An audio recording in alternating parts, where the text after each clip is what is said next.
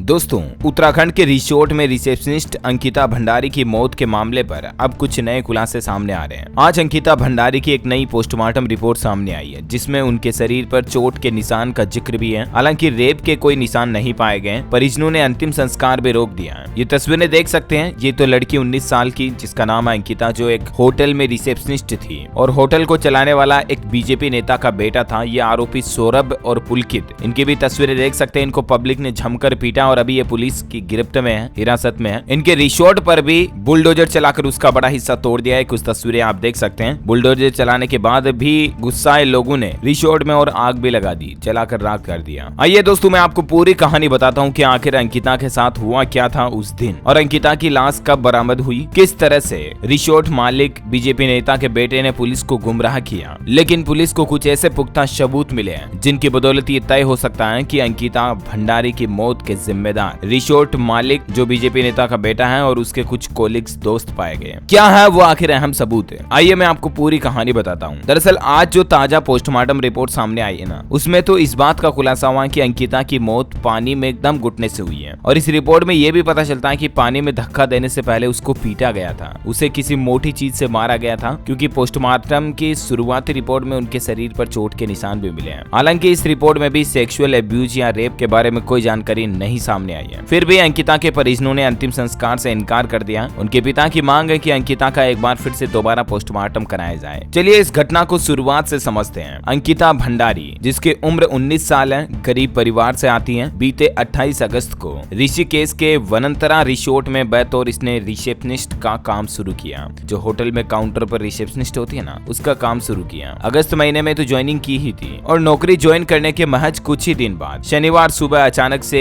अंकिता की dead body एक नहर में मिलती है। मामला जाहिर सी बात है हत्या का है और आरोप रिसोर्ट के मालिक पुलकित आर्य, वहां के मैनेजर सौरभ भास्कर और अंकित गुप्ता पर लगाए गए। लेकिन ये कहानी इतनी सिंपल नहीं है। दरअसल वो आखिरी समय जब अंकिता को रिसोर्ट पर देखा गया, 18 सितंबर की शाम 3 बजे। रिसोर्ट के ही एक स्टाफ का कहना है कि उस समय अंकिता आखिरी बार रिसोर्ट पर नजर आई। रिसोर्ट के एक स्टाफ मनवीर सिंह चौहान का यह कहना है कि अंकिता भंडारी ने लापता होने से पहले 18 सितंबर की रात रोते हुए रिसोर्ट के शेफ को फोन किया था। वहाँ जो शेफ है, खाना वगैरह बनाने वाले, उनको फोन किया था। और यहाँ तक कि रिसोर्ट के स्टाफ मनवीर सिंह चौहान का भी कहना है कि अंकिता ने मुझे भी फोन करके अपना बैग लाने को कहा था, तब वह रो भी रही। उसने मुझे अपना बैग सड़क पर रखने को कहा, लेकिन जब एक स्टाफ बैग लेकर पहुंचा तो उसे अंकिता ही नहीं मिली। ये बातें तो 18 सितंबर की रात को हुई, ठीक है ना, जिस दिन वो किडनैप हुई, जिस दिन वो गायब हुई, उससे पहले की रात में। लेकिन उससे भी एक दिन पहले 17 सितंबर को ही अंकिता ने अपने दोस्त से भी फोन पर बातचीत की और उसके भी चैट के स्क्रीनशॉट पुलिस को मिले हैं। ये चैट 17 सितंबर की, यानी कि अंकिता की डेड बॉडी मिलने के लगभग 7 दिन पहले की चैट है। 18 सितंबर की शाम 6 बजे रिसोर्ट मालिक पुलकित, सौरभ और अंकित उस रिसेप्शनिस्ट लड़की अंकिता के कमरे में पहुंचे। तब अंकिता जोर जोर से रो रही थी और मदद के लिए चिल्ला रही थी। पुलकित आर्य बीजेपी नेता और पूर्व मंत्री विनोद आर्य का बेटा है। तीनों आरोपी 18 सितंबर की शाम अंकिता को बाइक से कहीं ले गए। वे वापस आए तो अंकिता साथ नहीं थी। ये बात रिसोर्ट के एक कर्मचारी ने बताई है। और अब तो पुलिस ने भी ऋषिकेश के रास्ते पर लगे सीसीटीवी कैमरों के फुटेज चेक किए, जिनसे ये बात बिल्कुल पता लगती है कि रिसोर्ट से 4 लोग गए थे, लेकिन लौटे 3 ही लोग। 19 सितंबर को अंकिता की गुमशुदगी की रिपोर्ट भी दर्ज कराई गई, लेकिन लापता होने के 6 दिन बाद अंकिता की डेड बॉडी एक नहर में मिलती है। एफआईआर के मुताबिक हाथापाई के बाद पुलकित और उसके साथियों ने अंकिता को नहर में धक्का दे दिया। अच्छा, वो जो दोस्त से बातचीत की थी ना चैटिंग पर, अंकिता ने इस घटना से पहले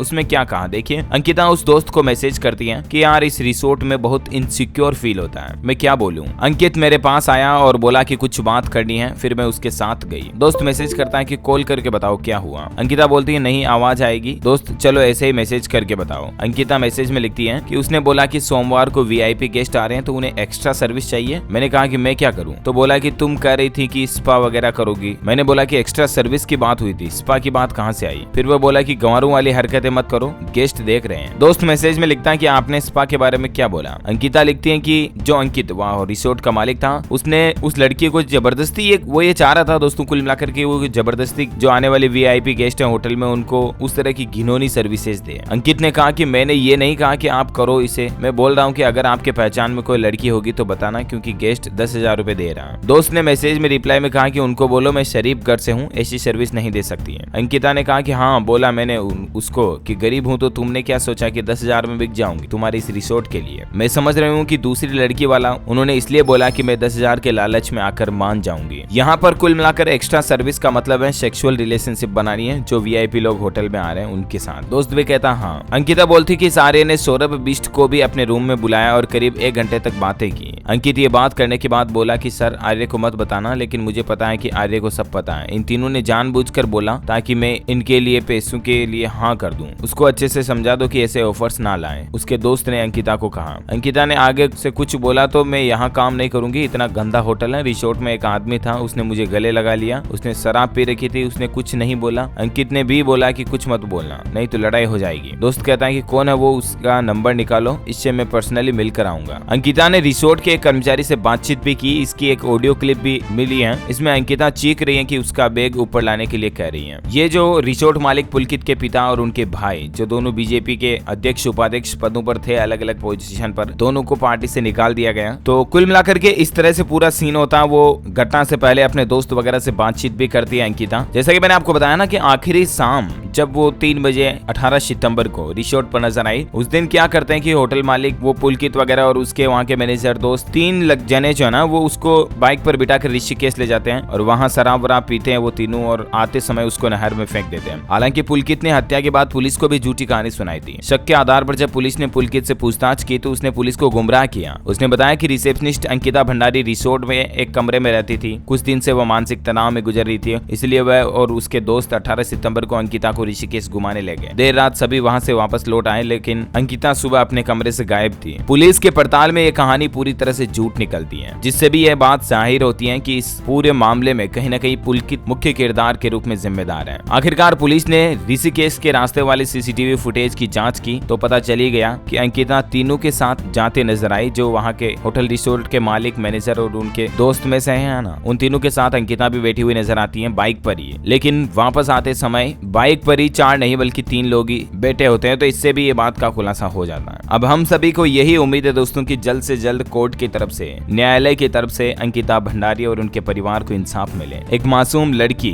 एक गरीब परिवार की लड़की जो अपने परिवार को चलाने के लिए, पैसों के लिए कहीं काम करती है, जॉब करती है, और वहाँ उसके साथ इस तरह का हैरेसमेंट होता है। मतलब देखिए अभी भी भारत में ये हालात है कि लड़कियों को काम करने के लिए सिक्योर वातावरण, सिक्योर प्लेस क्यों नहीं मिल पाता है। पिछले महीने अगस्त में नौकरी ज्वाइन की और सितंबर तक वो अपनी जान गंवा बैठती है। कसूर क्या कि वो एक लड़की थी। लड़की होना ही अंकिता के लिए गुनाह था। कौन हमें इंसान कहेगा, फिर तो जानवरों और इंसानों में फर्क ही क्या रह जाएगा। कुछ ऐसे असामाजिक घिनौने तत्वों के चलते आज हमारी पूरी इंसानियत बदनाम है। और अभी भी लड़कियों के लिए, महिला सशक्तिकरण के लिए सरकारों को भी सख्त कदम उठाने की जरूरत है, ताकि महिलाओं को भी जॉब में सिक्योर वातावरण मिल सके, उनको अच्छी प्राइवेसी फील हो सके। हम सभी को न्यायालय से ये उम्मीद है कि अंकिता भंडारी को जल्द से जल्द न्याय मिले और जो भी आरोपी इसमें शामिल हैं उन सभी को सख्त से सख्त सजा सुनाई जाए। बाकी ईश्वर अंकिता की आत्मा को शांति दे, हम सबकी यही प्रे है। जय हिंद, जय भारत, वंदे मातरम।